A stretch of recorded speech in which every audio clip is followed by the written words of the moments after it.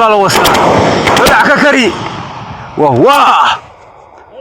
war degdeg ah daawadayaal mar kale waqdariya ayaa isku horfadhiya ciidamada beesha Warsangeli iyo kuwa ciidanka ee dawladda Soomaaliland halkaas oo la sheegay inay isku horfadhiyaan isla markaana suuragal ay noqon karto daqiiqadaha soo socda inay halkaas isku farasaaraan iyadoo hore laba habeen ka hor ay ahayd in halkaas markuu ka qarxay dagaal khadaad isla markaana dhexmaray ee labada dhinac kaas oo ka dhashay qasaare kala duwan isugu jirta dhimasho iyo dhaawac iyadoo lagu guda jiro maalmihii ugu dambeysay bisha barakeysaneed ee Ramadaan haddana saansaanta xulaadeed ee Soomaaliland ayaa weli dhammaan gabi ahaanba iyadoo muddooyinkii u dambeeyay lagala sii colaadii u dhaxaysay reeraha Ciisaha iyo Samroonka labadii beelood walaalaha ee muddo 3 bilood ilaa 4 bilood ay isku haayeen isla markaana galbeedka Soomaaliland ay isku dirraayeen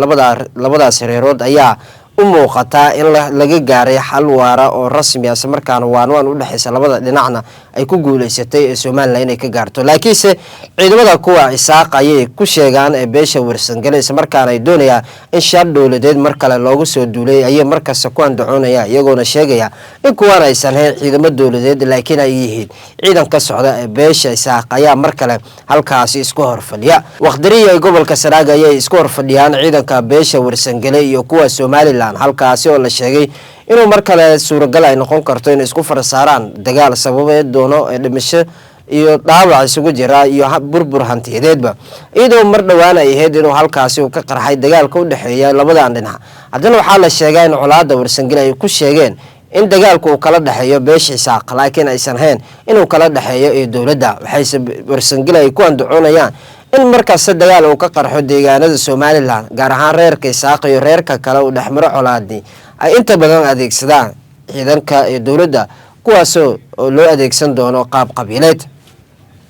Warsangeli iyo si la mid ah beesha Isaaq ayaa isku horfadhiya halkaas ee waqdariya iyadoo muddooyinkii dambe isla markaana ay diideen in labada dhinac ay si kala gudbaan iyadoo tan lagu saleynayo ama lagu sheegay in mar kale ay suuragal ay noqon karto dagaal aan dhamaad lahayd inuu halkaas uu ka qarxo iyadoo suuragal ay noqon karto in bilooyin uu sii jeetamo colaada sida reerihii Ciisaha iyo Samroonka Ciisaha iyo Samroonka isku hayay galbeedka Soomaaliland ayaa in muddo laga nasay colaadooda iyagoona gabi ahaanba la waayay meel ay ku dagaalamaan kadib markii waan laga shaqeeyay si la mid ah culimadii iyo dadkii shacabka ahaa si aad u kaceen kadib markii iska laayeen ee qasdadiyo aad u tirbaday iyadoo Ciisaha iyo Samroonka labada dhinacba ay la kulmeen shacabkooda masaakiinta qax iyo si la mid ah burbur hantiyadeed iyo dhac iyo dilba ay la kulmeen ayaa laga sheegay in kana seen muddo laga nasay colaadii u dhaxaysay labada dhinac laakiin Warsangeli iyo Isaaq ayaa ka dhex qarxay ee dagaalka mar kalena iyadoo suuragal ay noqon karto in halkaas isku farsaaraan iyadoo tani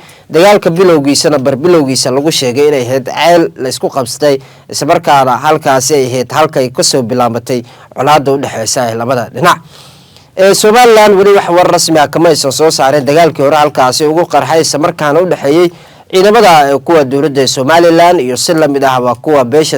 Warsangeli oo halkaas isku farsaareen kaas oo la sheegay inuu ka dhashay qasaare kala duwan isugu jirta dhimasho iyo dhaawac ayadoo lagu guda jiro bishii barakeysaneed ee Ramadaan gaar ahaan 10kii dambe maxaa qorshe u ah ee dawladda Soomaaliland ee ka dhana colaadaha ee reeraha oo ku soo badanaya ee deegaanada Soomaaliland iyadoo Soomaaliland ay sheeganayeen inay tahay mid ugu amni badan isla markaana ay ka amni badan yihiin ee Soomaaliya iyadoo ay ku eedeynayeen dawladda Soomaaliyeed inay tahay dawlad ku fashilantay xitaa maamulida caasimadii Xamar iyadoo ay lahayd laakiin dhinaca kale marka la eego ay dagaal adag ka dhex socdaan ee deegaanada Soomaaliland iyadoo halkaas ay ka socdaan tagrifal awoodeed iyo si la mid ah balaynta dadka shacabka iyo burbur dagaal beeleed colaadi aad u xoogan ayay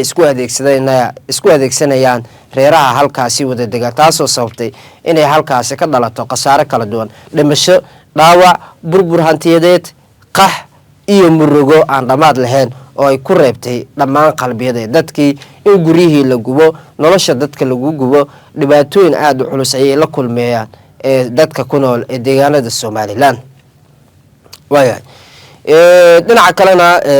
reerahan Warsangeli iyo Isaaq ayaa iyadana suuragal ay noqon karto inuu dagaalku ka dhex qarxo iyadoo cabsi xoogan laga qabo in dagaalku ku sii fido deegaanada intooda kale isla markaana si toos halkaas isku farasaaraan beesha Warsangeli ayay wacd ku martay inay diyaar u tahay inay iska difaacaan reerka Isaaq iyadoo warar aan la hubin laakiin ay sheegayaan in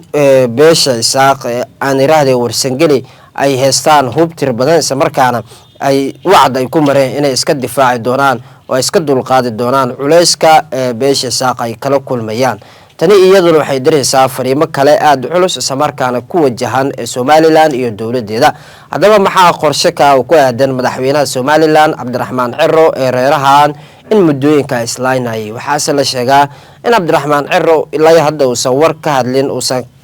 war ka soo saarin marka laga reebo mar qudha inuu ka hadlay xaaladda halkaasi isagoona si aad u diiday in colaadda halkaasi ay ka dhalato. wuxuuna dhinaca kale labada dhinacba fariimo u diray in nabadda uu dhaxdhigo isla markaana ay ka shaqeeyaan nabadeynta deegaanada iyadoona uu sheegay in dagaalka uusan ahayn xal. intaa kadib wax war lagama hayo iyadoo suuragal ay noqon karto in halkaasi ay isku farsaaraan reeraha Isaaqa iyo Warsangeliga isla markaana uu ka dhasho dagaal xoog wabi doono sida hore idinku sheegaba mar kale dhimasho iyo dhaawac burbur hantiyadeed iyo qax iyo muruga aan soo kabasho lahayn. cabsi xoogan ayaa laga dareemayaa gobolkaasi kadib markii xaaladdu ay sii xumaatay iyadoo waqdariya ay isku horfadhiyaan ciidanka Warsangeli iyo kuwa Isaaqa isla markaana cabsi xoogan aad loogu dareemayo. deegaanka ayaa ka socda dhaqdhaqaaqyo aad u culus isla markaana suuragal ay noqon karto in dagaalku si dhab ah u qarxo isla markaana isku farsaaraan reeraha labada dhinac Warsangeliga iyo si la mid ah Isaaqa.